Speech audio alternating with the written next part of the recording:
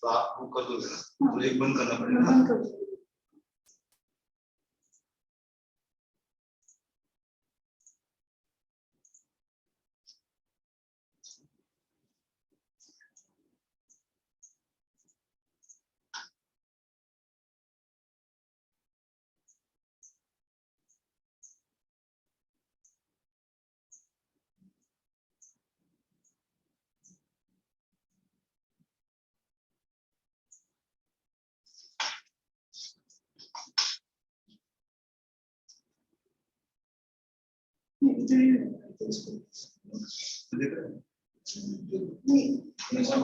See the screen.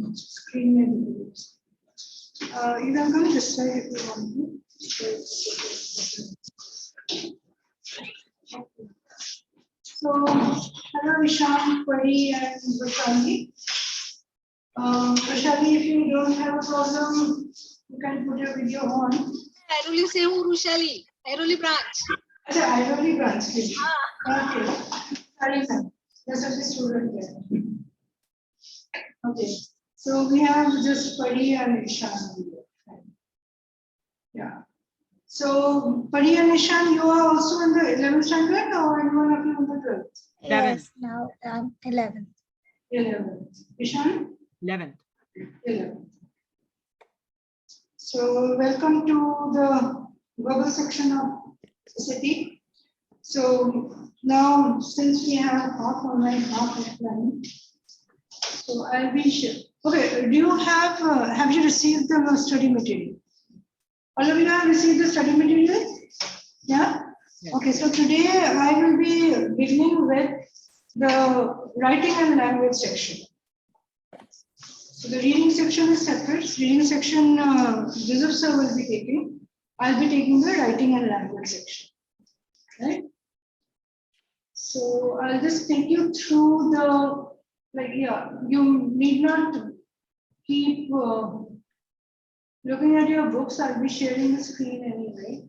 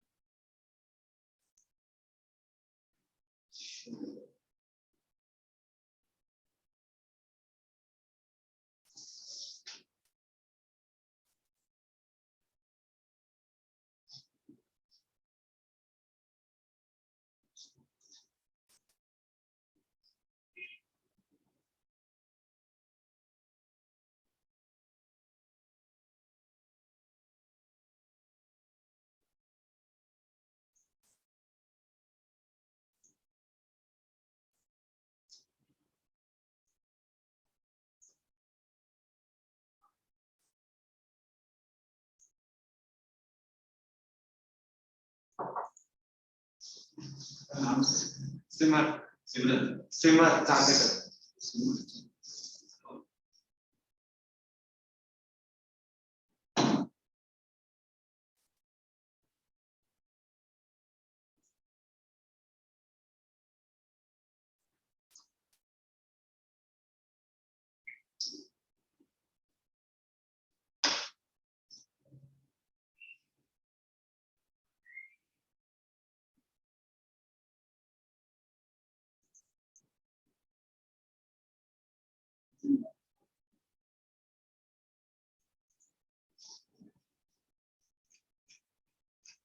Maybe a little problem with the size of sound.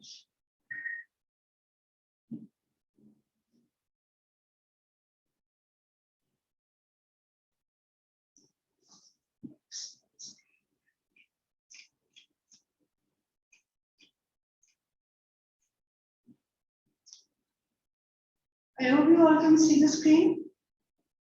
Not yet. Not yet. Sure.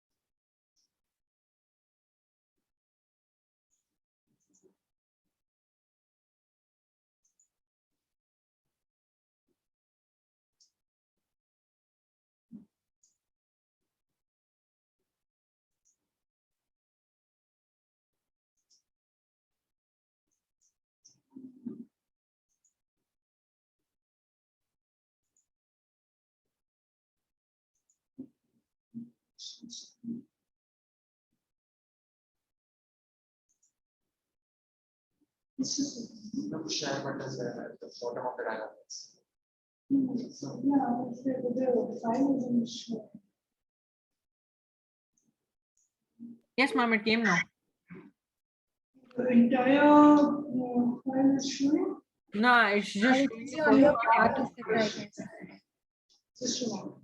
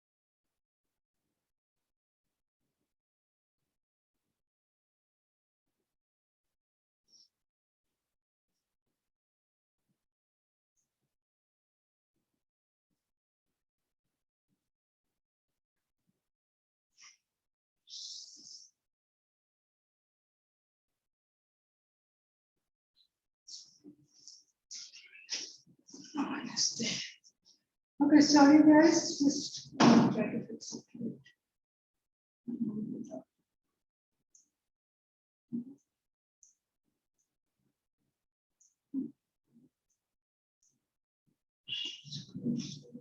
Mom, I think we can see it now.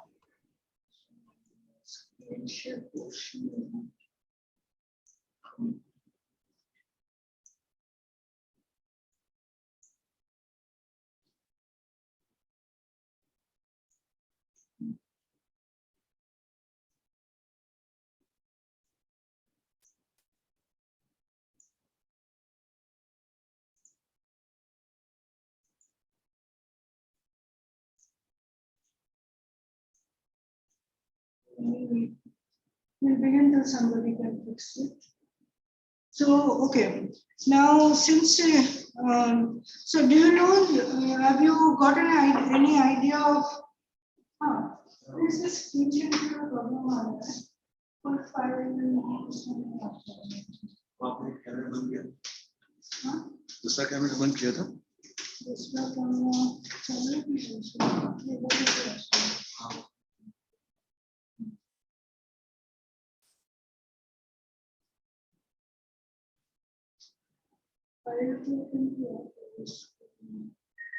ये आपने annotate किया है।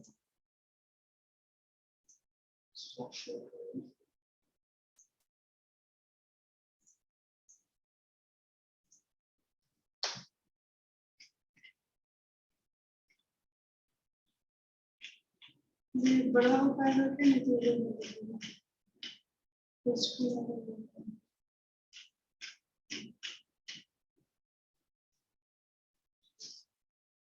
जहाँ था मुझे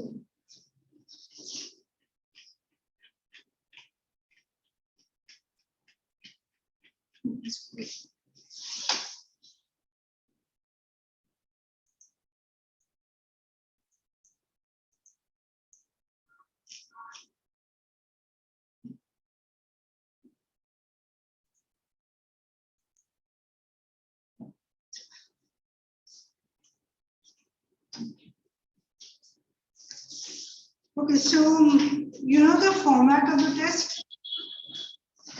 Anyone? No?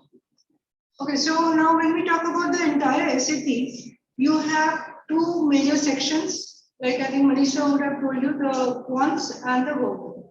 The verbal again is divided into two parts. One is the reading comprehension, there is a reading section, and the other which we call writing and language. Now these two sections together form the entire test. The reading section will be about, now you have different timings for both of them. So the reading section will be about 52 questions and yeah, about, no, not 52, 65 questions in 52 minutes.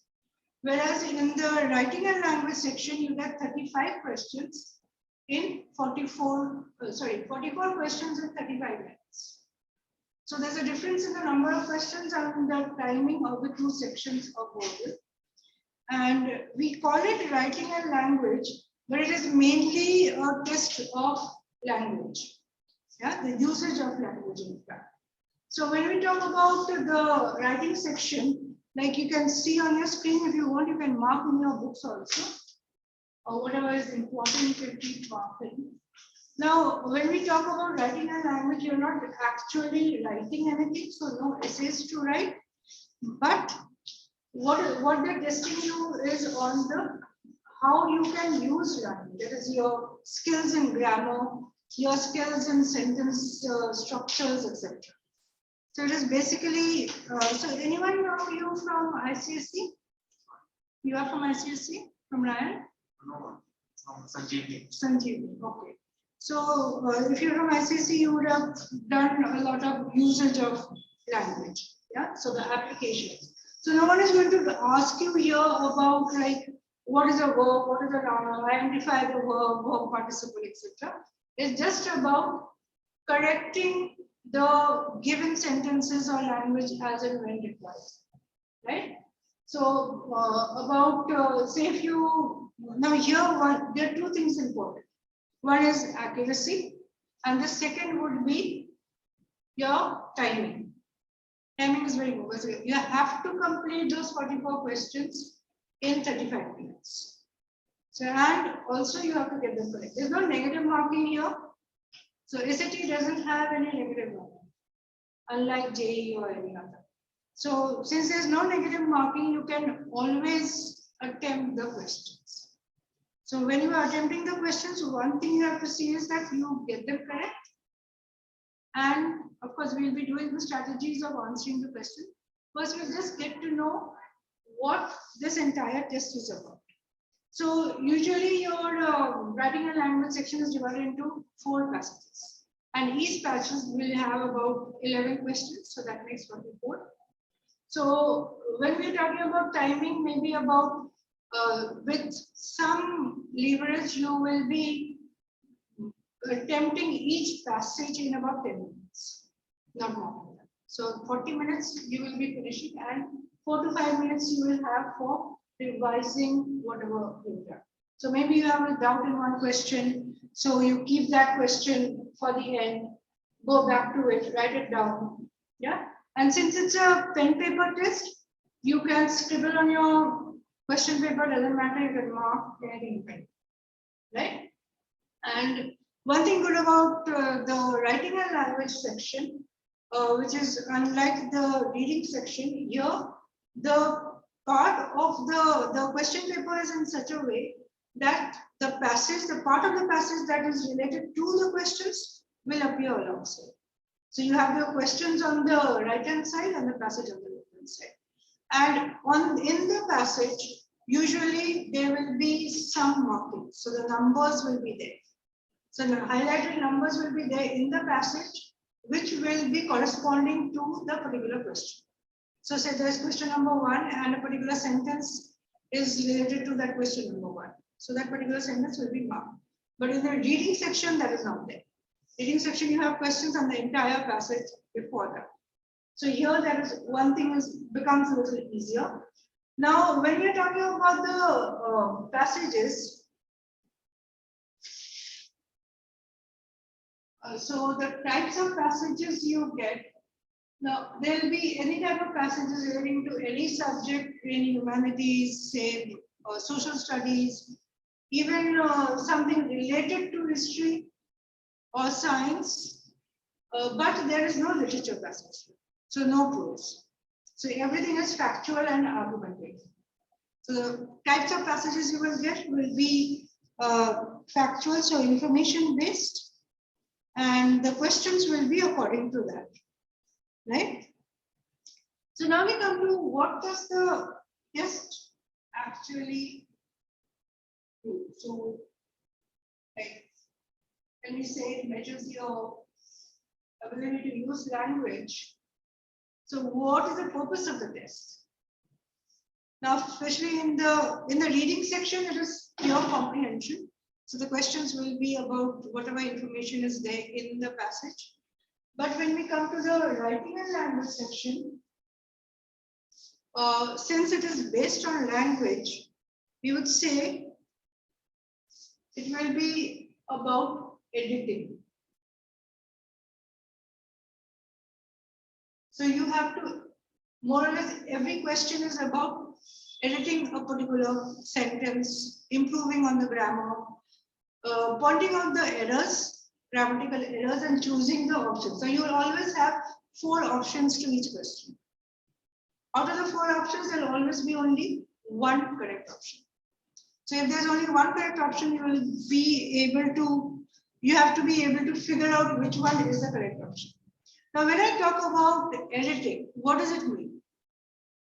Please can you tell me? Changing the format or the grammar of a sentence. Anything else? Suppose you have an entire, say, an article to edit. What would you do? Yes? Yes, Isha. correcting the errors which are present in it, like, or rather making the sentence a little more appropriate. Yeah. Yeah, Anything else? no, nothing. So you may suppose you are the editor of your magazine, school magazine. Yeah, you have a whole lot of articles. Say you are reading one particular article and you think it is not written well, or maybe the paragraphs are not arranged in the proper way. Maybe the sentences in the paragraph itself are not arranged in the proper way. So you will be rearranging them, writing the conclusion a little better. Yes, like so basically enhancing the written thing. Right, enhancing the quality of the article. Paragraph. So that's what an editor does. So you get an article, you make it concise, maybe you remove a few of the points which are not required, you improve on the words used. Yeah. So that is basically what this test is about. So your entire test will be about finding mistakes, improving on them, reading the passage and figuring out where to improve, how to improve. So combining sentences, making something concise. So all our work will be to be able to develop those skills. So you will be developing your editing skills, right? Now, when we talk about editing skills, now questions will be asked, right? It's not just you are given a passage and you are asked to do whatever you feel like. So now we should know what type of questions are asked, right? So now if you come to the type of questions, you will see there is a command of evidence questions, which means that any idea or information that is given to you, you have to be able to, first of all, interpret it. And then you have to find details which support the particular point. So what does evidence do? It supports a particular point, right? So these evidence questions could be in the form of, say, from the paragraph itself, or there could be additional, say, graphs or charts given to you, additional information. And questions could be like, which of these support the given text, or which of this information in the graph is supported by the text. Yeah, something of that sort. Now there will be questions which are vocabulary questions. So words in context. When you talk about vocabulary, it's just, they won't just ask you the meaning of a word at random. It will always be like in the reading section, they will ask you the meaning of the word in the context of the passage. And here they will be asking you, they will be giving you words and asking you which of these words would improve or not improve the given sentence. So you have to see whether a particular word given in the sentence is appropriate or not, or there is some other word which will make the sentence. So those will be the words in context type of questions. Now, when you're talking about words in context, not only about making the right choice of the word, but also looking at words. Maybe a whole phrase is given to you in the sentence. So the text contains a whole phrase, and there could be a word which would make it concise and summarize the entire phrase. So we can replace the entire phrase with a single word. So that could also be one of those questions where now that would be a question of removing redundancy. We'll come to all those in detail later. So these are the just the type of questions we are talking about. Another thing, so when you are removing redundancy, now SAT is very particular. Any answer choice which is not concise will not be your answer. Suppose you have among the 4 answer choices, 2 of them are grammatically correct. Now, if they are grammatically correct, then you know that if it is grammatically correct, it could be your answer. But you have 2 answer choices that are grammatically correct. So then you go a little step further and see which one of them is concise. If it is concise, it's your answer. So out of the 2, you will eliminate the one which has too many words in it, or the same point is explained in more words than required. Right? Okay. And another thing, when you are dealing with any of the reading passages, whether it is in the reading section or the writing and language section, the tone and style of the passage is important. Because when you are choosing the particular options, they should coincide, they should correlate with the tone and the style of the particular passage. So suppose you have a passage which is, say, a scientific passage talking about some theories. So it will be a formal tone. You will not choose an answer which is in an informal tone like that. Okay? So these are a few points that we will be covering. Now when we, okay, another type of question would be what we call expression of ideas. Now, expression of ideas, usually this refers to organization questions. So usually it refers to an entire paragraph where you will be organizing or reorganizing the given sentences. So they will be giving, maybe they give you a sentence and say that, okay, where would you place this particular sentence in the paragraph? So there your sentences in the paragraph would be numbered 1, 2, 3, 4, wherever they begin. So say it begins here and then there's one which ends here. Now you are given 4 options, and or maybe you are given one sentence. So a sentence is given to you and they'll be asking you, where would you place, after 1, after 2, after 3, or after 4? Or maybe, yeah, so anyway, or there may be options like before 1, before 2, after 3, after 4. So you have to see where it is, which can be placed. Yeah, so the context is important. So those are type of questions you will be coming across. Then again, you can have questions where you have to be rearranging the paragraphs in the passage.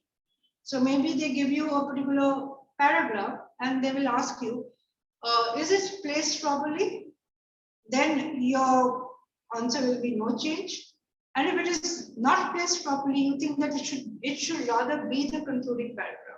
Or it looks like it is placed as a concluding paragraph, but it looks like a paragraph which could rather be in the middle of the passage.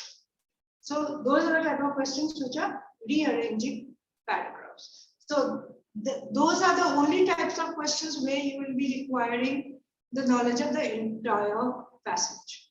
Otherwise, only particular lines, sentences, or particular paragraphs are enough.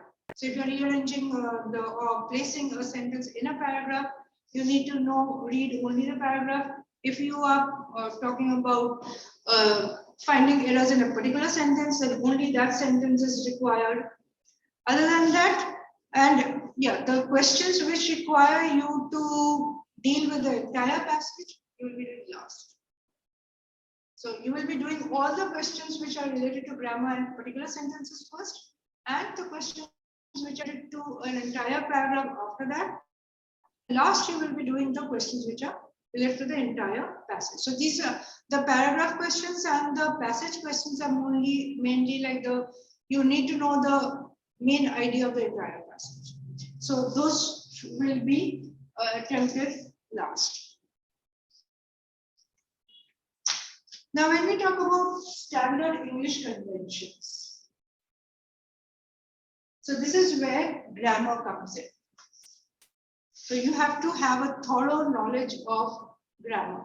Now, when we say grammar, you don't have to know whether a particular tense is in the past tense or past continuous tense or not.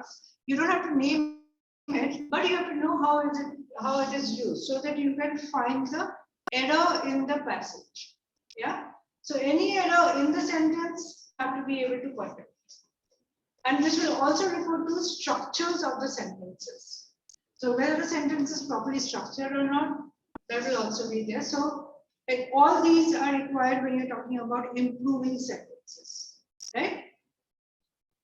Okay, now when we are talking about editorial decisions, like we said, to understand the passage and maybe like even in the organization sentence questions, you can have like, this is your conclusion.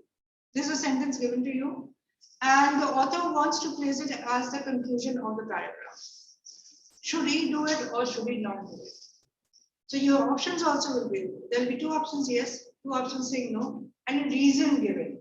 So you should be able to figure out whether this should be placed or not, and if yes, why? If no, why not? So basically you have to be able to figure out the meaning of the sentence, whether it fits in or not. Yeah. So all those types of questions you will be coming up with. Okay. So now when we say, so these are the types of questions. Now we come to a little bit on the strategy before we move on to specific topics. So first thing, you have to know your grammar rules, right? And secondly, you have to read well. Why I say read well? You have to know how things are structured. Yeah, the structure of a passage. So when you are reading, you are developing skills of analyzing. So when you are able to analyze an entire passage, you will know that, okay, now there's something wrong here. This should be improved, right? So when you are reading, so are you a good reader otherwise? Do you like to read? Yes, ma'am. I usually read stories Okay. or biographies. Biographies, okay. So, Pari, do you read? Yes, I read a lot. So, what type of things do you read? I read like historical, then sometimes books of Stephen Hawking and stuff, like research things also, Okay, that that's type great. of books. So, you'll need all that. You'll need a lot of reading on those type of things. So, Ishan? Yeah, even I read. I probably don't read like too much, but yeah, I do read. I read Harry Potter books quite a bit. I like fiction, science fiction. Then yeah, I also started just a few days, just I think 2-3 days back. I started reading a autobiography. Okay, good. So now for dealing with SAT and developing analytical skills, you have to start reading something which is not very interesting, like editorials, articles, yeah, which may not be interesting. They may be informative and argumentative. So those you will read. So you can just pick up any article anywhere, maybe from a magazine, if you get newspaper, you get online newspapers, whatever you get, just read. You don't have to read too much, like maybe 10 minutes every day you give to reading, right? So even 10 minutes every day, you will be reading one article, at least 5 minutes one article. So, and another thing that will also help you to increase your speed of reading. That is also very important. Yeah. So when you are reading, you have to do a few things. Number one, you have to try to figure out the meaning or the essence of the article, right? And secondly, look up the words that you come across and see how the words are used. Now, not that you have to use very difficult words in your, you won't come across very difficult words, but even simple words, how they are used. Look at the structure of the sentence, structure of a paragraph. Look at the introduction, how a paragraph is introduced. How does a conclusion look like? Yeah. So when you are doing all these things, you are automatically training your brain to analyze passages, right? If an author has said something, why does the author say this? So try to infer things from the passage, right? So that will help you in developing those skills which are required to crack the SAT with high scores. Okay. So now when we are talking about strategies, yes, grammar rules, reading, so the reading skills will be there. And yes, vocabulary. So whenever you're coming across a word and you don't know the meaning, look up the meaning, look up synonyms. So when you, because in the exam, so when you're doing SAT, when you're practicing or in the exam, in SAT, you will be given synonyms, but it will not be like, now you have to see what fits into the context. Maybe a word has synonyms. Now all five of them may not fit into, they mean the same, but maybe only one of the words fit into the context, or you can replace the given word with a particular synonym. So you have to try to figure out those things. Yeah. And yes, data interpretation is important. So now graphs and figures are not only in maths or economics, they will be there in your SAT also. So look at a graph or any, say, pie chart. So try to analyze it. See, okay, this is the percentage. What is the whole? This is the percentage of the, which is the most important activity, or which is the most important sales in a particular of a particular commodity. How has the trade trends gone up or gone down? So all those type of information is useful in this case, right?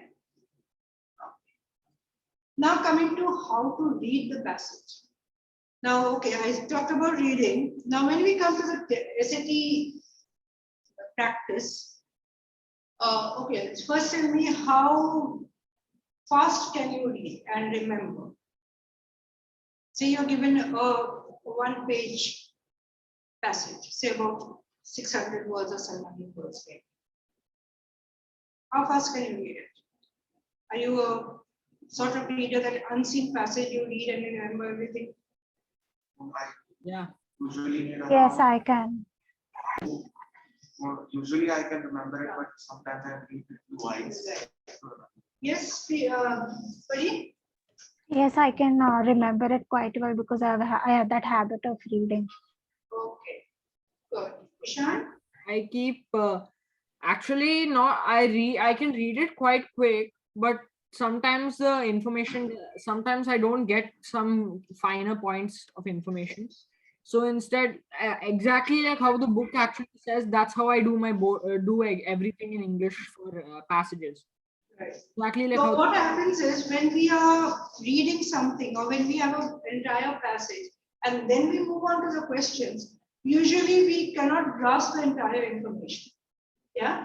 But we have a time constraint and we are spending about 3 to 4 minutes in reading the passage, right? And then anyway, we have to go back to the entire passage when we are dealing with the questions. So the strategy that you will be following is you will be skimming through the passage first. So what do you mean by skimming through the passage? There's usually a little information about the passage in the beginning, and then you have the paragraphs. So you read just about the first line of a paragraph, and then you come to the last line of the paragraph. And in the middle, anything important that catches your eye. Maybe a term given, there's a name, there's some figures, there's a date. Those things you just mark, underline while you skim through. Yeah. Now the first paragraph and the last paragraph, if they're short, you read. So you get a first paragraph gives you an introduction to the entire passage. Last paragraph will give you the conclusion. Right? So if you are reading the first and the last paragraph, provided they are not too long, otherwise you skim through it again, and you then get to the questions. Now remember, you have to, your purpose is answering the question, not remembering the passage till you get to the next passage. So one passage done, you move on to the next passage. That passage is not important anymore. So skimming through the passage, and then when you get to the questions, you scan it first, you get to the, read the questions, all of them if you want to, or part by part, and you select which ones you can do first. So in the writing and language section, you will do all the grammar questions first. Because the grammar questions are related to only particular sentences. We talk about the grammar questions, usually you have a particular sentence given, and say question number 1, it is highlighted for, I'm putting it into a box.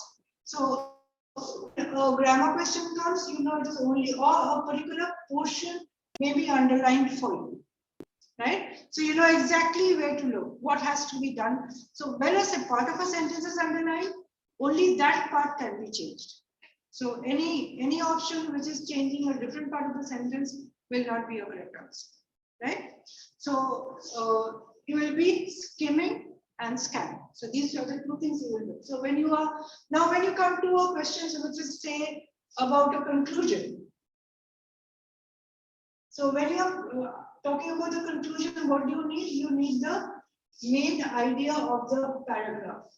Say if it is related to a particular paragraph or the entire passage.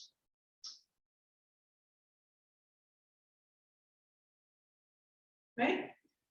So whatever is required by the question, you will be doing that. Right? So you skim through the entire passage, entire paragraph, look at the main points, look at what the passage is talking about. So this is particularly important when you have to figure out whether a particular sentence should be added or not. Yeah. So reading a particular passage, paragraph will give you the idea that whether a sentence belongs to the passage or not, a particular paragraph or not, it is in the context or not in the context, right? Now, when you're dealing with the questions, it is very important to read the entire question properly and read every option. So the options will give you the clues, and the question also gives you the clues. Right? So reading the question, if suppose the question is a little complicated, break it down and see what is the question really asking you. Right? That is important. So it's not just, okay, you answered all the questions, but you got half of them wrong. That's not the point. You have to get the questions, you have to read the questions in such a way that you get to the options, the correct options. Right? So what is the question asking you is very important. So the details in the question and in the option. So you know that there's only one correct option. So you have to be able to eliminate. So any wrong word in the options, you will be able to eliminate that particular option. Got it, Ishan?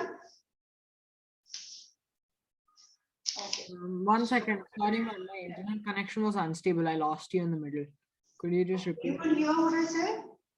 No, could you just repeat the last part of what you said? Okay, I was talking about the options. So there's only one correct option. So any particular word that makes an option incorrect. So maybe there's a particular word or there's even a part of that option is not in accordance with what the passage is saying. Or say it is not in accordance with the particular, or maybe you have options in the grammar question especially. one of the options is either grammatically incorrect, or there may be a misplaced comma, there may be a semicolon which should not be there, right? So those clues you have to look for. Maybe the entire sentence says the same thing, but there could be, say, an apostrophe somewhere, a comma somewhere which is not required, right? So that's where your punctuations, knowing your punctuations is also very important. Okay. So now, yeah, in your questions, there will also be like, especially in the grammar or sentence improvement questions, there will be one option which says no change. Yeah. So that means you have to analyze the given sentence and see if it is correct or not. Now, no change can also be a valid option. So if you think that the sentence as given is correct, you can go for no change, but you have to go through all the options anyway. So why you have to go through all the options? Maybe there's an option which is improving on the given sentence. So any option which is improving on the given sentence will be a better option than the sentence itself, right? So that's what you will be doing. Okay, now when we talk about options, you have 1, 2, 3, 4 options given. Now, whatever, if you find a mistake in options, you will be eliminated. So instead of figuring out what the right answer should be, it is better to eliminate the wrong answers. So you eliminated 1 and 3, and you know that these are absolutely wrong. Now you come to 4 and 2, and you find that, okay, they are similar. Then you analyze which one can be eliminated. Now, suppose you are not sure about a given word. Or maybe, say, you have analyzed the given options, but you're not sure about it. So elimination will be, once you eliminate, say, maybe you eliminated 1, 2, and 3. You are left with only 4, and that will be your answer, right?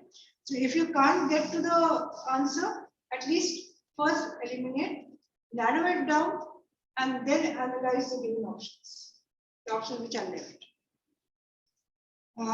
Okay, now in the grammar questions, usually a question will not be written, only your options are given.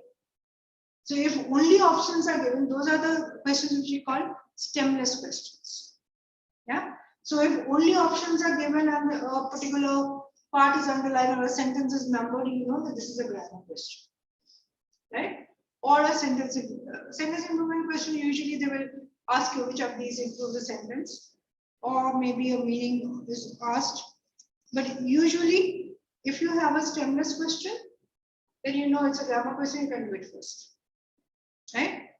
So those are the easiest to do, in fact. Ma'am, Yeah. on the screen, I'm able to see the previous page, not page 5. I'm able to see page 4. Yeah, there is page 4 only. Oh, I'm still on page 4. okay. Right? I don't know, in your book, which one is page 4? In the book, page 4 is the one. Page 4? Yeah, where you said the how to prepare So part. your last will be used for this elimination. Is that your page 4? I think what you have on the book, it is correctly page numbered. Just the thing you are explaining, it's on the page ahead of it, like the next page. That's why maybe he got page confused. numbers are a little different. So you got the new edition, so page numbers will be a little different.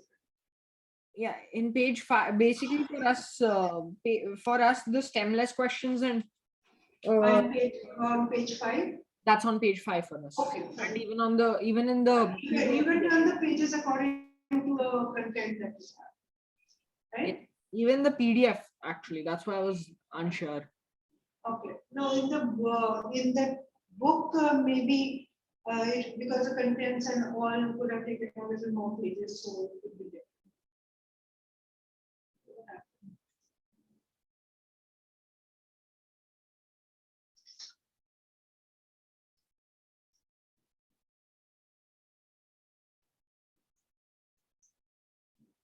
Okay, so far everything is fine. You understood the strategies that you have to follow, what you need to do, Yeah, ma'am. Yes, ma'am. how to go about the wrong answer. Okay, the stemless question is here. Sorry, and okay, now one more thing which is very important. Whenever you are doing, whenever you are studying for any exam and you get a question wrong, what do? You try to figure out why you got it wrong, right? So here also, even though there's nothing to learn, strategies, but any question you get wrong, or even if you have got it right, while you are practicing, figure out your reasoning behind the answer. So if you have got it wrong, why did you get it wrong? Why is another option the right answer? Or why, if you have got a question right, then also you will go on to justify why it is right. Yeah, so you have to be, now here, since there's nothing to learn, all you have to do is reason out, right? Your main strategy is reasoning out why a question is right or wrong, right? So whether you get it right or you get it wrong, you will always figure out why it is right or why it is wrong, right? So that is something which relates to your strategies. Okay. Now we'll begin with something, like we said, we have to do a lot of grammar, sentence structure, improving sentences. So now basically our portion is divided into two parts. One is the standard English conventions, which will be all the grammar, sentence improvement, etc. And the second part would be the expression of ideas, which will be about organization questions or information, deleting information, or this. So these are the easy parts first, that is the grammar part. Now, since all your questions are passage based, it is easy to deal with them. Yeah, so you have to, and of course, sometimes it also becomes difficult because you have to look at the context, especially when you're talking about tenses, sentence improvement, or the words used. You have to always look at the context. Maybe not only the particular sentence, but even the sentence before it and the sentence after it. So once you read the sentence before and after, you get a better idea of what the answer choice should be. Now coming to the sentence structures.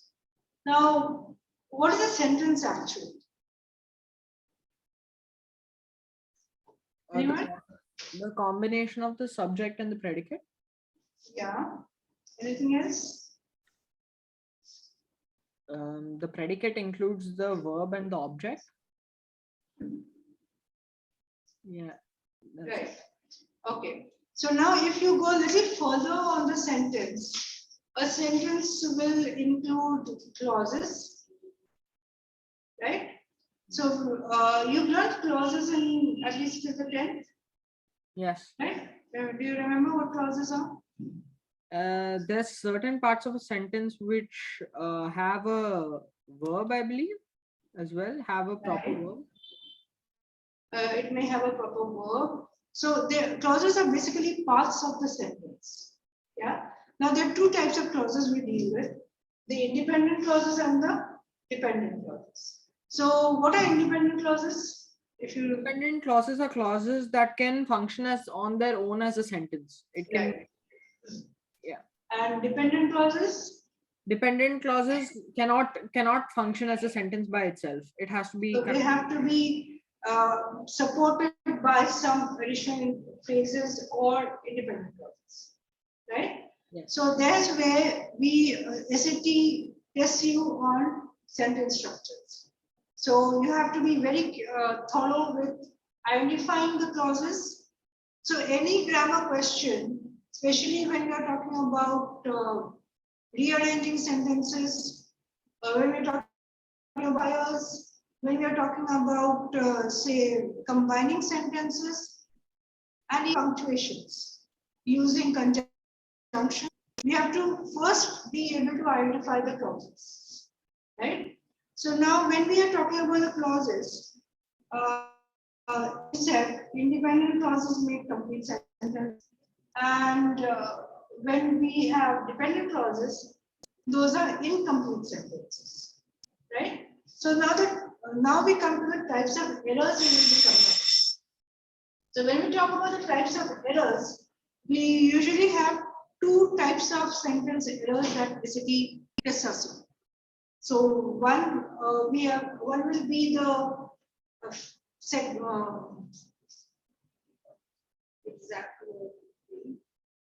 sentence fragments, right? So there'll be sentence fragments and run-on sentences. So sentence fragments are basically incomplete sentences. And what would run-on sentences be? Anyone? What, ma'am? Run-on sentences. Like sentences which just continue on after it, like using a conjunction or something like that. So you keep adding, so they are complex sentences or compound sentences which are not structured correctly. So they may be having more than two clauses, but they're not combined together properly. So those are the run-on sentences, right? So now we'll begin with some examples of sentence fragments. So when we talk about sentence fragments, if they are say incomplete sentences, so maybe there will be something missing, either the subject is missing or the predicate is missing, right? So when we have a sentence fragment, what are we supposed to do? We are supposed to see among the given options what can complete the sentence, right?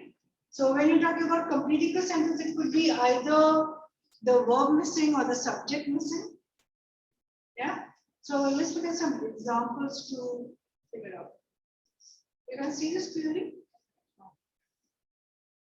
Suppose we have this first sentence.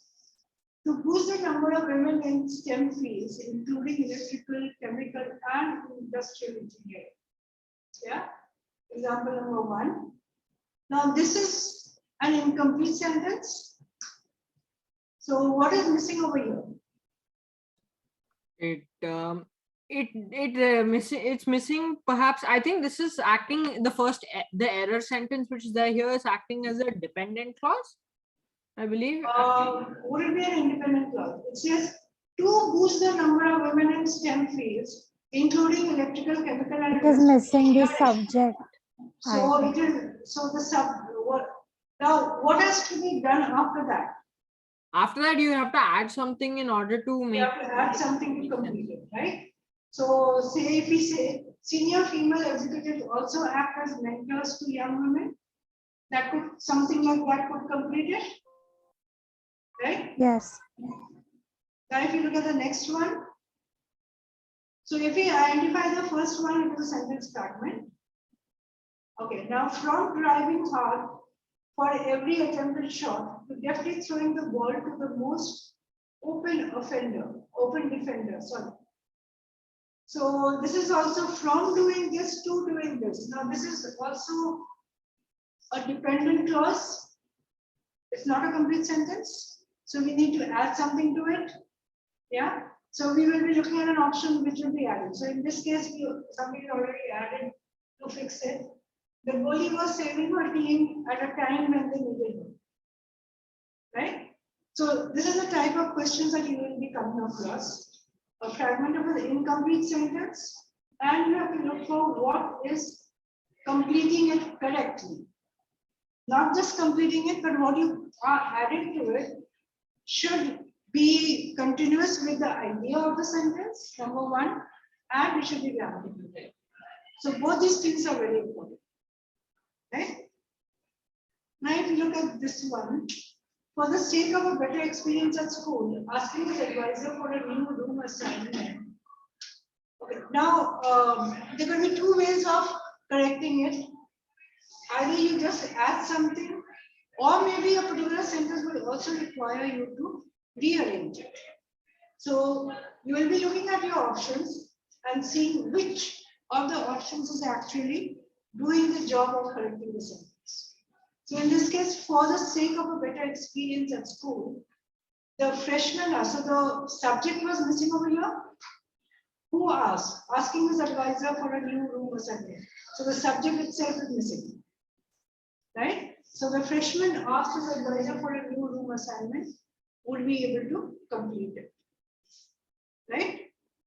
Now sometimes we also come across sentences which are used as sentence fragments itself. Say you're giving a command.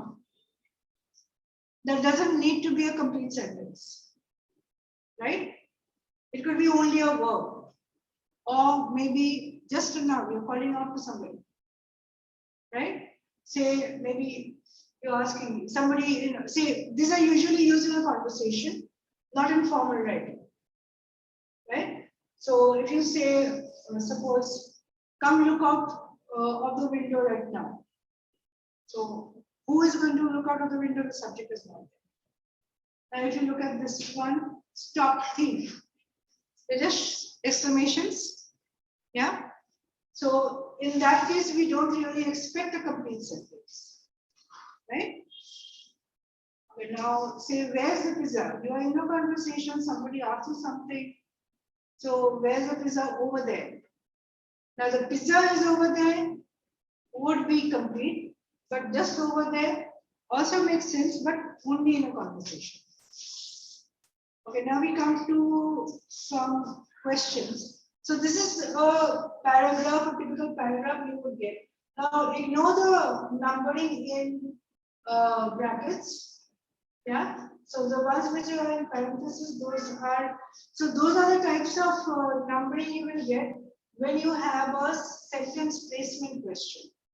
So where does the sentence have to be placed? You will get that right. Otherwise, you will be looking at the numbering which are highlighted. Right? So when you look at the highlighted numberings, those are the questions. So question number 1 pertains to the first sentence. The entire sentence is underlined. The question number 2 will refer to this, the second sentence. Okay, now you look at question number 1 and figure out what is the error in the question, in the sentence.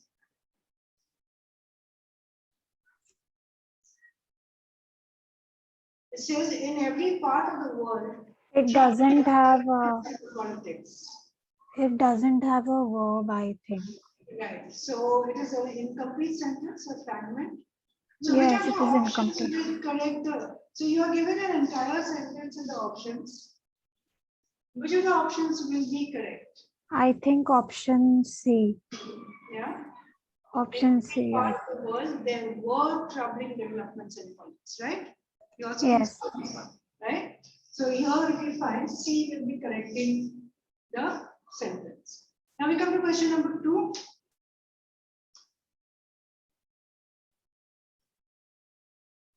So here again we have an incomplete sentence, the subject is missing. Yes, like it isn't given who is worried about the changes. People who are worried. Yes. Right? So now if you see, the first option is always no change. So if the sentence is correct, you will be going with no change. Otherwise, you will be looking for the option. Now, no change is eliminated. But here, what are we going to do? We first eliminate the answers, the questions, the options that are wrong. So if I eliminate A, the sentence itself is wrong. People worrying about economic policy are being concerned about the changes. That is also not correct in this context. So the structure is not correct. I That's think also D is actually correct. a complete sentence. D is also not correct. Only B is correct, right? No, but I think B is correct. B for Bombay. Yeah, B is correct. That's what I said. B for ball or B for Bombay. Yes, yes. Right? Okay. So if I look at it, answer analysis also is good. So that was an introduction. Now we'll do these when we come to the actual exercise, this is just an introduction of the various concepts that you will require. Now, when we talk about run-on sentences, like we also already said that they are long sentences with lots of clauses combined together, right? Now, when they're long sentences and lots of clauses, though, okay, usually we tend to write very long sentences when you're writing essays, or especially when you're writing long answer questions, right? What do? We add commas, we put an and here and there, yeah, and we keep expanding the sentence. But here what we are going to do is, we are going to identify errors in these types of sentences, break them down and look for options which are correct, which will correct them. Now the different ways of correcting the run-on sentences, right? How would you correct them? If you are breaking them, so either you break them up and identify complete ideas and separate them with full stops or periods. Yeah. Otherwise, another thing you can do is you add a comma, and comma should always be followed by conjunctions. That is important. So whenever you have a comma, remember, identify whether that comma is correctly placed or not.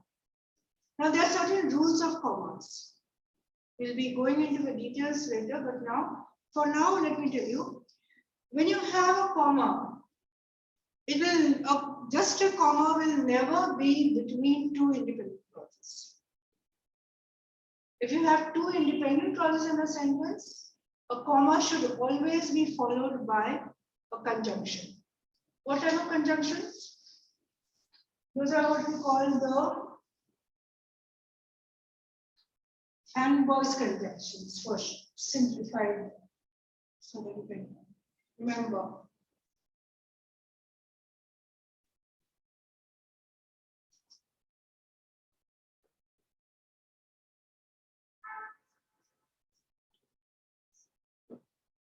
So you must have come across this acronym, right? Yes. For, and, no, but, or, yet, so. So. Right? So these are the type of conjunction usually you will find when you have two independent clauses and a comma in between. Right? Otherwise, you can have a little more complex sentences where you have the subjunctive conjunctions also. Now, these we will go into details when we are doing the chapter on conjunctions. So as of now, so when you have a long sentence, first identify the clauses. Yeah. Then you have to add transitions, right? So either you separate the sentences, use transitions depending upon what will the transitions give you? You want the fan on? Ma'am? Yeah. Yes. Can I use the washroom? Okay. So you come back, we continue with that other time. So when you're talking about transition, what are transitions?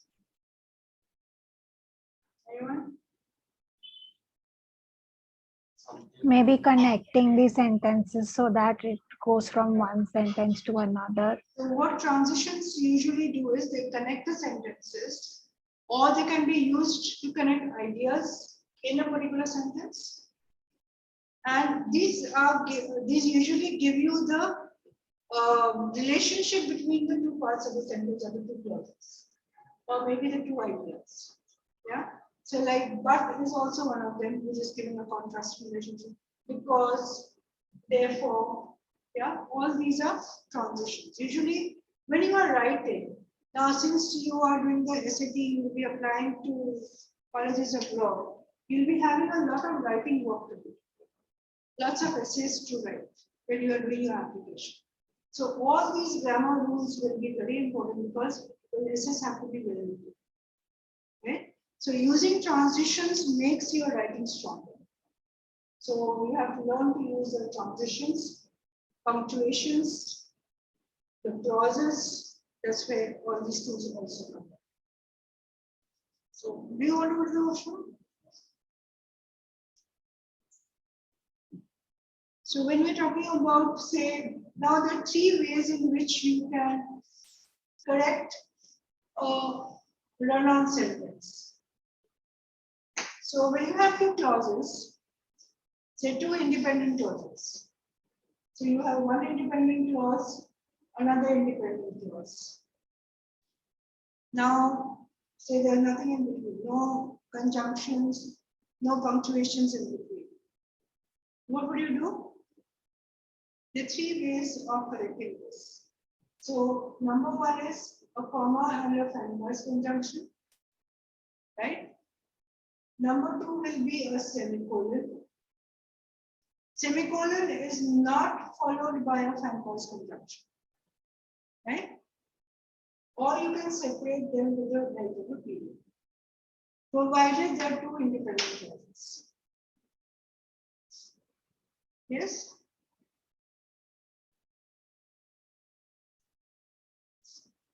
So take a note of this. Then we will also come to the independent and dependent clauses. So now if you look at the examples.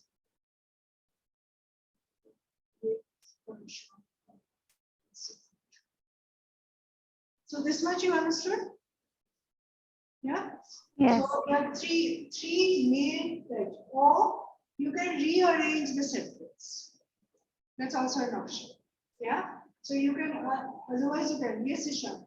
So Ishan, if you are following, we were talking about sentences, run-on sentences where there are 2 independent clauses and there is nothing separating them. Yeah. So to correct them, your options would be a comma and a conjunction, so a Fanbars conjunction, a semicolon, or separating them with the help of a period, that is a full stop. Right? Yeah. Or the 4th option will be rearranging the sentences so that this error is avoided. Yeah. Right? So now if you look at the first sentence, the dog Mary wants to put in the dog show is a beginning. Yeah. And the second part is, there's a comma here.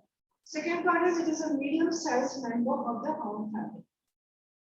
Now in this particular sentence, can you identify the clauses? What are the clauses here? Both of them, ma'am, both of them are, which has, Both of you know what types of clauses? both of them are independent. Both of them are independent clauses, right? Yes. Now if you have 2 independent clauses with just a comma in the middle, that is incorrect, right? So in this case, you have 2 independent clauses with only a comma in the middle. So that has to be corrected. So let's see. Now, if you look at the sentence, now it says it is a medium-sized member of the hound family. It's still referring to the dog, yeah? So it's referring to the beagle. Now, if you again put like comma, the dog is odd, but the dog is, so obviously what is correct, but the dog is anyway not fit in over here. So comma, which is a medium-sized member of the hound family. So which is also a conjunction, right? So it's not necessarily only Fanbars conjunction, but how to connect them and make it meaningful. So here, if you are going to put a full stop and continue with another sentence, like the dog is a medium-sized member of the hound family, that would amount to repetition, right? Because the 2 ideas belong, the 2 parts of the sentences are carrying on with the same idea, you'll be putting it into the same sentence, use a comma conjunction, right? Now, when do you use a semicolon? I said you can separate them, correct them with the use of a semicolon. You use a semicolon when the 2 parts of the sentence are dealing with the same idea, but it is not a continuous idea, right? So if you can separate the ideas in two parts, but they are still related, you put a semicolon in it. Otherwise, you would use a comma and a conjunction of sorts, right? Now, if you look at the second one, the Delhi had no milk left after a rush of morning customers, comma, the owner rushed to order more. Now here again, if you look at the two parts, now you have a comma in the middle. Now when you have a comma in the middle, you will be first analyzing the two parts of the sentence, before the comma, after the comma, right? So when you're looking at the two parts, what do you find? Both are independent clauses again, or is one of them dependent? Yeah, but one is the reason of the reason for the other. So the way they are written, both are independent, right? So either you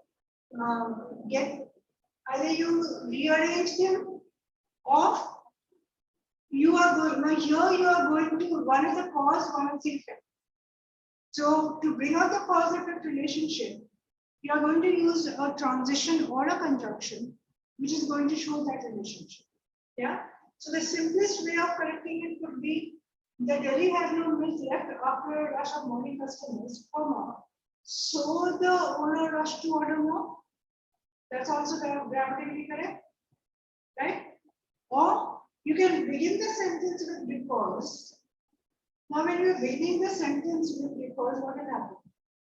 You use because at the beginning of the sentence. So, what happened? Because the Delhi had no milk after a rush hour of morning customers, the owner rushed to order more. Now you have a comma in the middle. Now, when you are using, now these are called subordinate conjunctions. These transition words act as subordinate conjunctions. So they convert. Now, if you look at only the part before the comma, what type of a clause is it?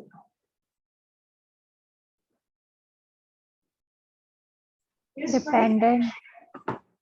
it becomes a dependent clause. Now it's no more an independent clause. It cannot stand as an independent sentence, right? So this becomes a dependent clause. So the first part has been converted into a dependent clause with because. Now when you have a dependent clause followed by an independent clause,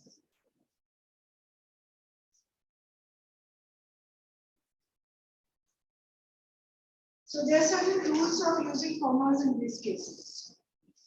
Now you can have a situation where you have a dependent clause first, or you have the independent clause before the dependent clause. So where would you use the punctuation? Now, as I said, between two independent clauses, you don't use a comma. You should have at least a conjunction after the comma. Right? Now, if you have a dependent clause first, it will be followed by a comma and then the independent clause comes up. So if you look at this sentence, because the Delhi had no milk left after a rush of morning customers, the owner rushed to order more. So the first part is dependent, second part is independent, you have a comma in the middle. Now on the other hand, take a note of this. If you have the independent clause coming first in the sentence, and there's a dependent clause after it, you will not have a comma in the middle. Right? So that sentence will be without a comma. Okay? So dependent clause coming first, independent after that, comma in the middle. Independent coming first, dependent after that, no comma in the middle. Right? So these are little things about commas which you have to remember. Otherwise, you will be caught up with wrong answers. Okay.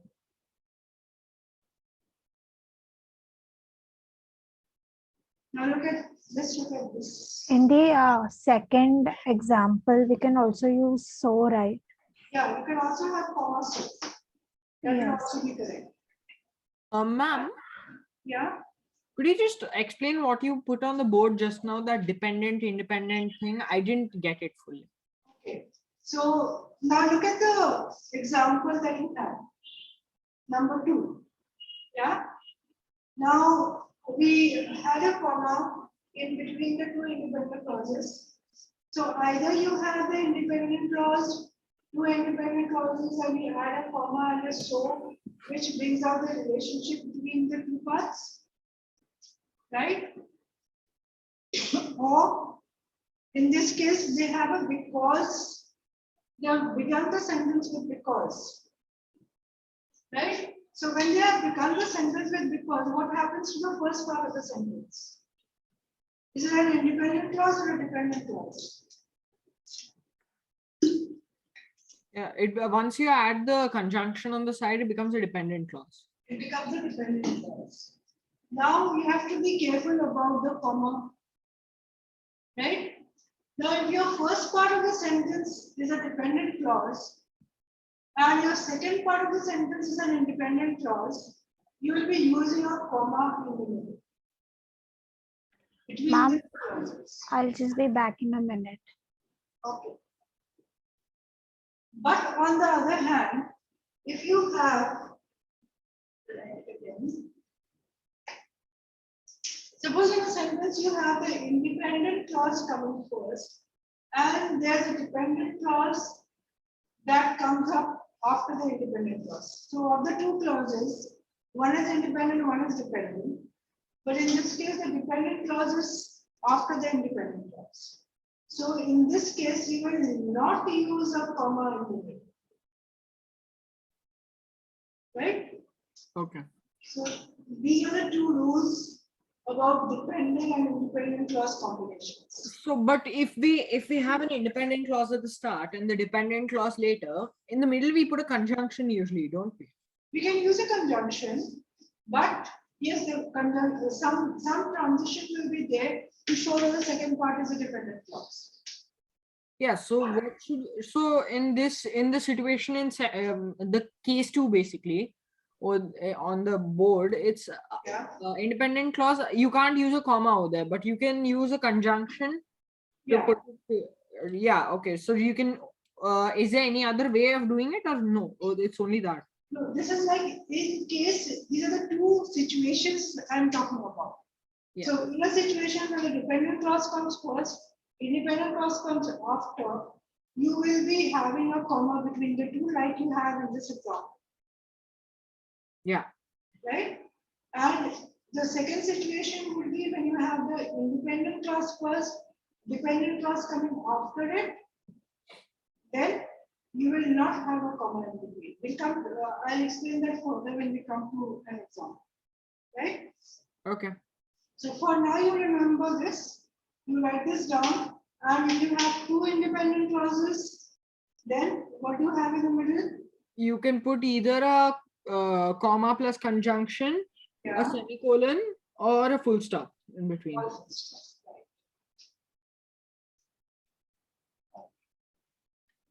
Yeah, I've written it down now. Okay, so now if you look at this one.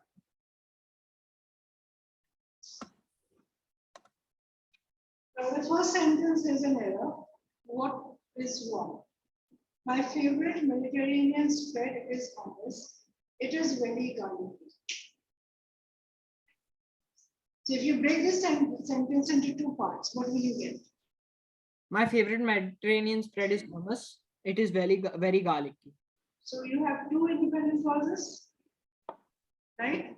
Yes. So the first part of the sentence is my favorite Mediterranean spread is hummus. Second part is it is very garlicky. Now there is no conjunction, no comma, nothing in between.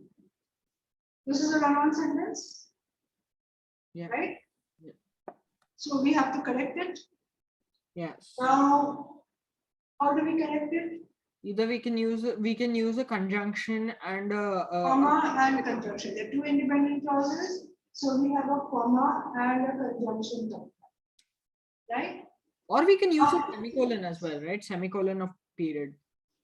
We can use a semicolon, but I said in the beginning that when do you use a semicolon?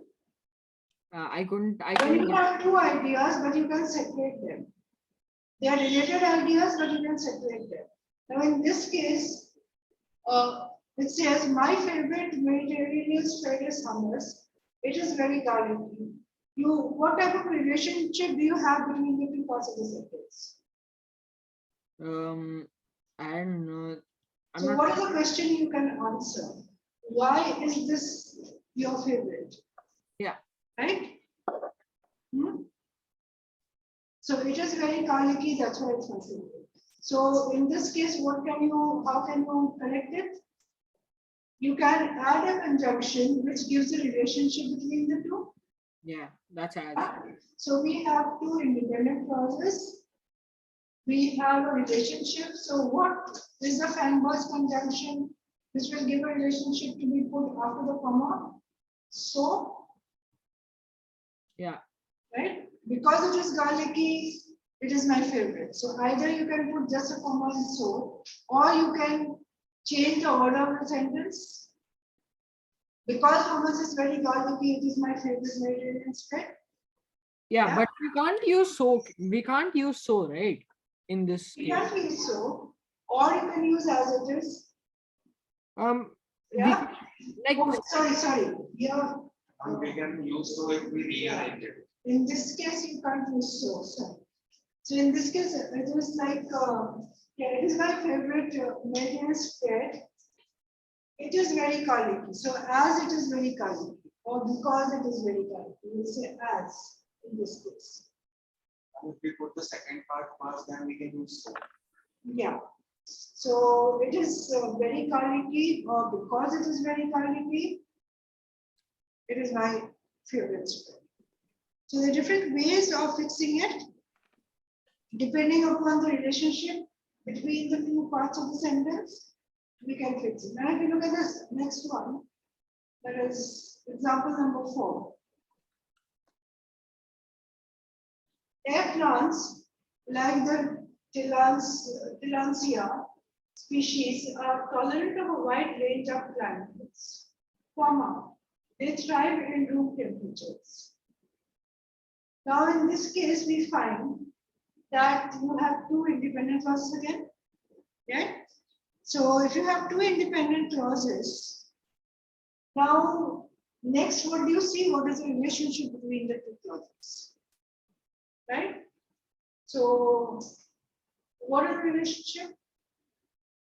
Can we say it is a causative relationship, or there are two different facts that are being presented?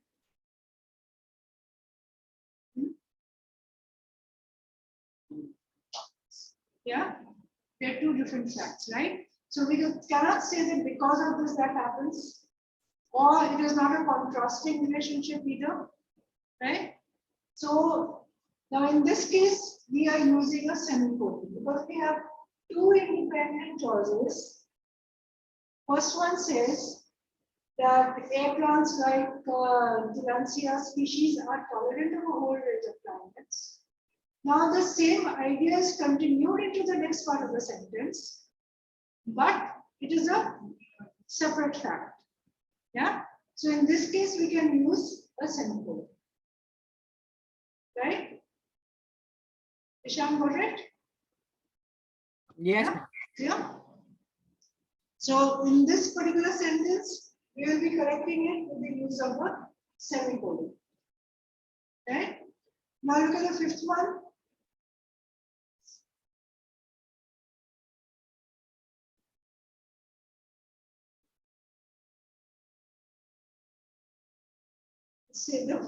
Now here you have first you identify the comma. So once you have identified the comma, you got the two parts of the sentence. Now you analyze the two parts. Which one is dependent or independent, or both are independent? Both are independent. So in this case, deciding which plate to put up is only the first step. Now you have a comma. So the first part of the sentence is an independent clause, right? Now if you look at the second part of the sentence, Even a great script won't succeed without a well-selected cast and a set design that works with a relentless vision. So is it a continuation of the same idea? No, right? So if it is not a continuation of the same idea, we can separate it into a separate sentence. Right? So if you see in the first example, it was the same idea and we had a relationship between the two. So we used a comma and conjunction. Right? The second one, there was a relationship, but we are talking about two different facts. We used a semicolon. In the third one, it is not a continuation of the same idea, though it is related in some way. So we separated the two parts into two sentences, right? The three different ways we dealt with the three different sentences. Got it? Yeah? Okay. Now, so we come to the different rules that we can follow, which we already did. So either insert a semicolon. So if you have two clauses, you can have a semicolon to separate them, or you can separate them with the help of a full stop, that's a period, or you can have a comma and a conjunction, but it will all depend upon what the sentence is talking about. Right?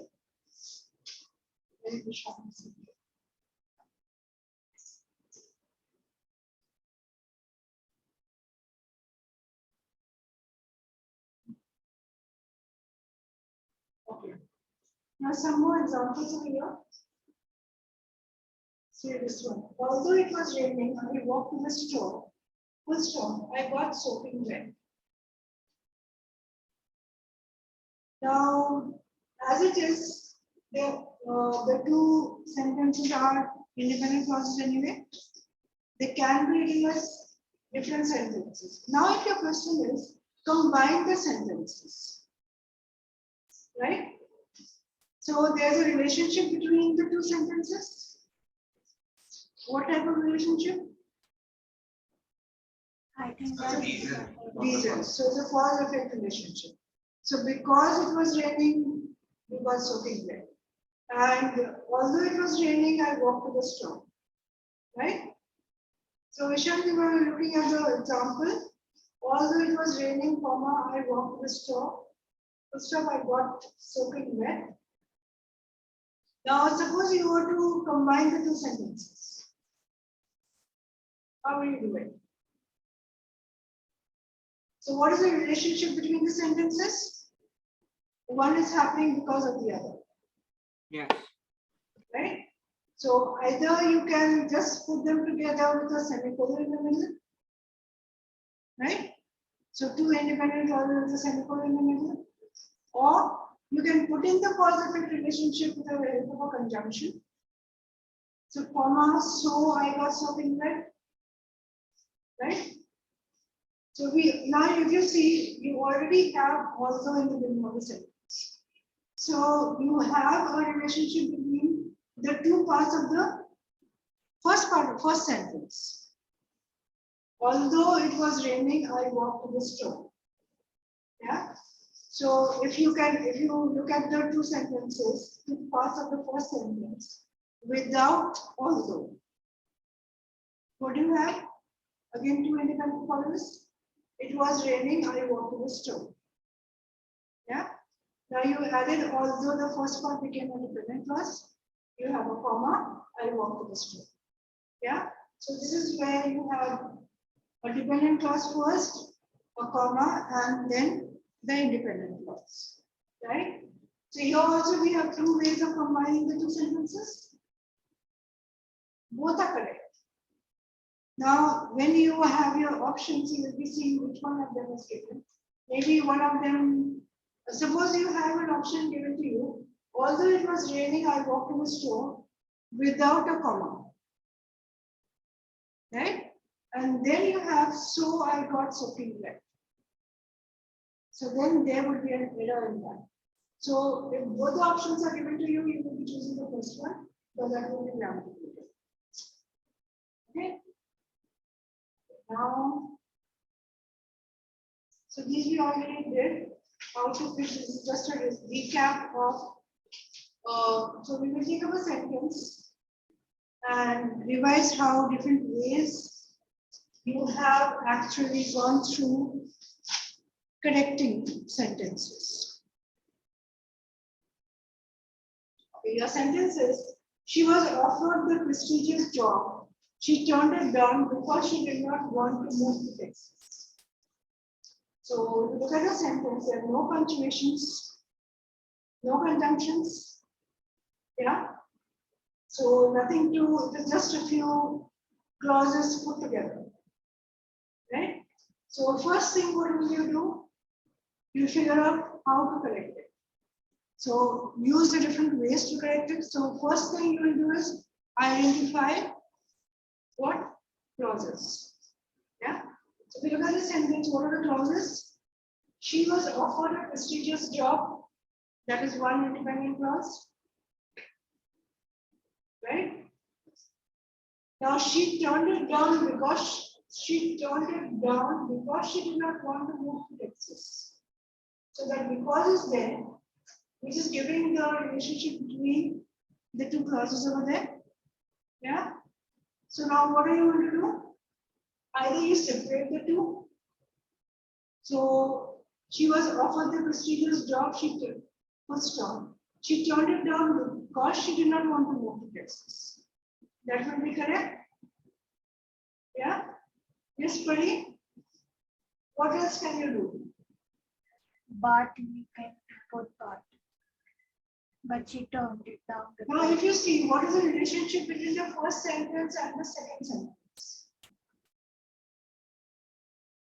What type of relationship do you get? A contrasting relationship. Why she turned the job down? Yes. Why she turned the job down? That is the relation. While she. Why she turned the job down? Why she turned it down? Yeah. So, but like she was offered the prestigious job. Now, I'm talking about the first part and the second part. Say, if you have broken this down into two sentences, then what is the relationship between the two? What, ma'am? I couldn't get you. It says about her accepting or not accepting the job. Yeah. And So, like she got a job, but she turned it down. So, contrasting relationship. Yeah. yes. So, if you were to combine these two sentences together, then what would you do? We use a comma and a but. You can use a comma and a conjunction. Yeah. She was offered the prestigious job, comma, but she turned it down because she did not want to move to Texas. Right? Ma'am, but the one point which I see which is slightly weird in the sentence would be that it has multiple conjunctions. And when you Yeah. have multiple conjunctions, it sometimes undermines the whole meaning of the sentence. Sometimes does that, and it becomes too long of the sentence as well. Yeah, it is becoming long. That's why the best way would be to separate them. But suppose you, in your options, you don't have two separate sentences without full stop in the middle. So you have to look for other options, which will correct it. Right? So the sentence as it is doesn't have any punctuations in the middle. So you can add a punctuation over here, like she was offered the prestigious job, comma, but she turned it down. Right? That is one option. Now let's look at some other options. Now you know that if there are two independent clauses, you can use a semicolon. So she was offered a prestigious job, semicolon. She turned it down because she didn't want to move. That is also correct. Right? Now what else can you do? Now look at the fourth option. With a conjunctive adverb. Now what is the fourth option doing? Fourth option is maintaining the relationship. right? So if you look at the third option, she was offered a prestigious job, semicolon, she turned it down because she did not want to go. That is also grammatically correct. But is it bringing out the relationship between the two parts properly? So suppose you are given options, the number 3 as an option and number 4 as an option, which would be an improvement on the sentence, a better improvement. Number 4 would be. Number 4 would be, right? So semicolon, however, she turned it down because she did not want to go. That is bringing out the relationship between the two parts. So the causative relationship is there in the second part, and this is bringing out the contrasting relationship between the first sentence and the second sentence, right? So given both the options, both are grammatically correct, which one would you choose? The one which is better, right? Yes. Now, suppose none of the other options are correct. Say maybe you have a comma, however, or maybe you have just a comma in this. Then you will look for, then you can also rewrite the sentence, right? Yeah. So you can begin with, since she did not want to move to Texas. Now, when you are having since she did not want to move to Texas, then you have this one becomes a dependent clause and you have a comma after it, right? And then you go on with she turned down the prestigious job that she was offered. Now here you will not use because in the second part. Why? You already used since. Since she did not want to move, you rearrange the sentence, you brought the second part first, and the first part went into the second part. Right? Since she did not want to move, she turned down the job. Yeah.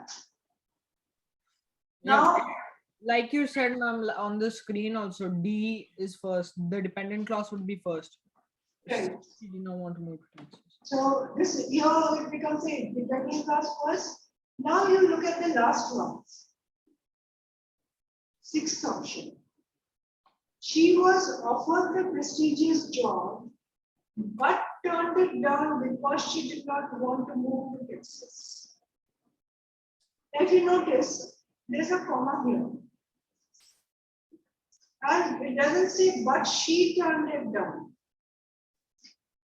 So the redundancy has been removed. It becomes concise. Now here if you see, the first part is an independent clause. She was offered the prestigious job. Right? Now if you look at the second part, but turned it down because she did not want to move to Texas. Yeah. So What is it? that is a dependent. That is a dependent clause. And right? So there is no comma in between. So this is an example of independent clause first, dependent clause after that, no comma in between. Right? Got it? Yes. Yeah? Yes. So that now if you see one particular sentence, there are different ways in which you can correct it, and all of them are correct. So when you are looking for options, suppose there are two options which are correct. You think, or maybe you think they are correct. So you will be looking at any flaw in one of the options. Yeah? Or you will be looking at the option which is better than the other, even though they are both granted. Right? So now all this is clear? Yes. Right? So what did we deal with? What What did we deal with in this chapter?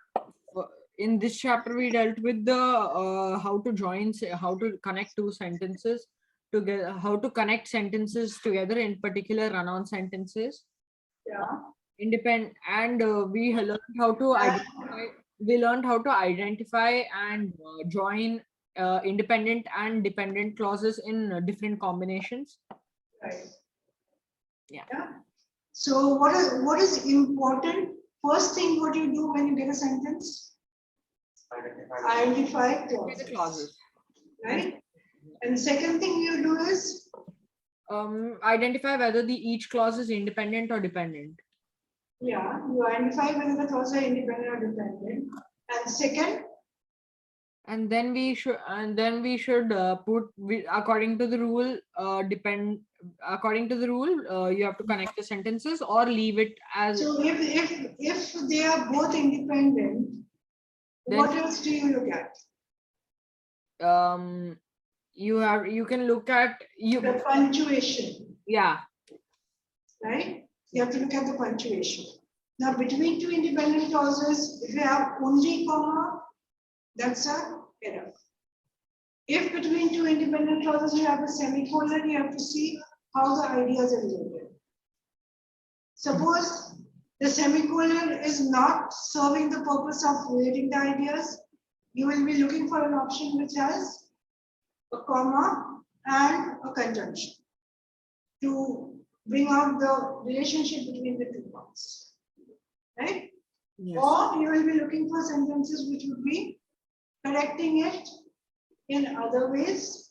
Maybe one of the independent clauses are turned into a dependent clause. In that case, you will be looking at which one comes first and accordingly what punctuation goes in.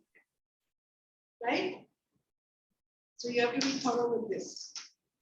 So one by one you will be thorough. So now we look at a couple of questions here.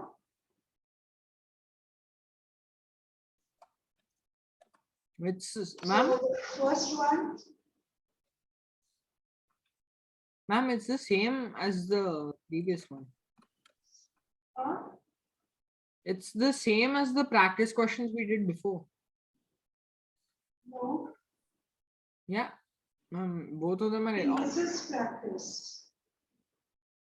Yeah, in session one, I think there was one practice questions which was pretty same. It should be. I don't think that's. No, this is a different question. Okay, fine. Sorry. I must have done it before. Sorry. Okay, so if you look at the first one,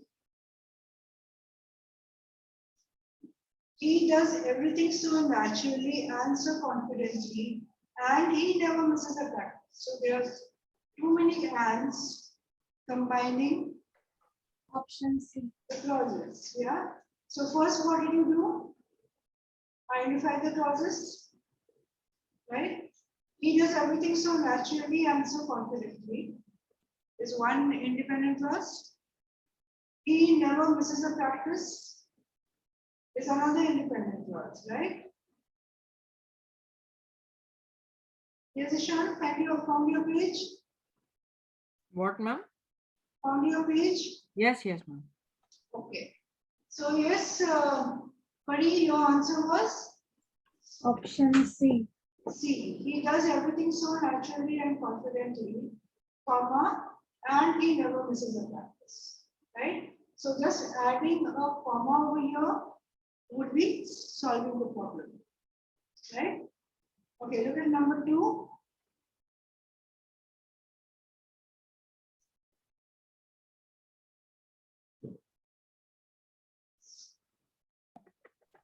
Ma'am, I think it is option D, right? So here will be, Yes.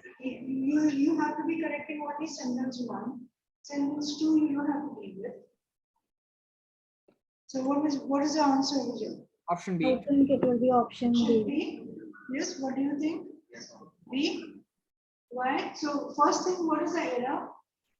Uh, I eliminated option B because after the comma there was no conjunction, Right? and I eliminated A also. So I did by error. A. So now in C, what was the problem? The comma was placed in the wrong place. In the wrong place, right? Yes. So now before after all you don't even need a comma. Yeah. Here you have 2 independent clauses. Sometimes it is hard to coordinate plans. People have responsibilities after all. These are the 2 parts you have. So you can separate. Now the only option that separates the independent clauses is with the semicolon. That is the correct one, right? All the others are wrong, right? But here you have a comma, but then you have another comma after that, and you have a comma before it, right? So far everything is clear, Yes. right? Just one clarification, ma'am. Yes. So after a comma, a conjunction is needed, right? And after a semicolon, it isn't necessary. Correct? So after a semicolon, you can have a conjunction which brings out that will be usually a subordinating conjunction. Yes, like may or may not have a semicolon, but definitely needs to have in case of a comma. Right. Yeah. So usually when you have two independent clauses, you can, the easiest way to separate them is with a comma and conjunction. And the conjunction should bring, one thing you have to remember is when you're using a conjunction after a comma, so it should bring out the relationship between the two parts of the sentence. Yeah. So if you had to use so, you can't use but. Yeah. If you use but, then it will not bring out the relationship. Now you don't always use and. And is only when there is an additional information given to you. If there's a contrasting relationship, what would you use? But or yet or in spite of, you can use if you're depending. It's not a hard and fast rule that only Fenber's conjunctions have to be used. There could be other conjunctions used, right? Like So the examples we had asked. Yeah. So depending upon what the sentence is given. So the relationship between the two parts of the sentence will determine the type of conjunction you are doing. Yeah. And these are the rules that you will remember. Between two independent clauses, if you have only comma, you know that is an error. Right? And if you have an independent clause and a dependent clause after that, You cannot use a comma. they will, if your option has a comma, you know it's wrong, right? And if you have a dependent clause first, independent clause after that, a comma in between will always be there, right? Yes. So that's where now when you are rearranging a sentence and making one, say you use because in the beginning of the sentence. So whenever you have a transition in the beginning of the sentence, you have to look out for a comma after the first part. So you know when you are using a transition sentence, the independent clause is converted into a dependent clause, right? So these are the different ways that you can correct sentences. Now we will be moving on after this with detailed grammar.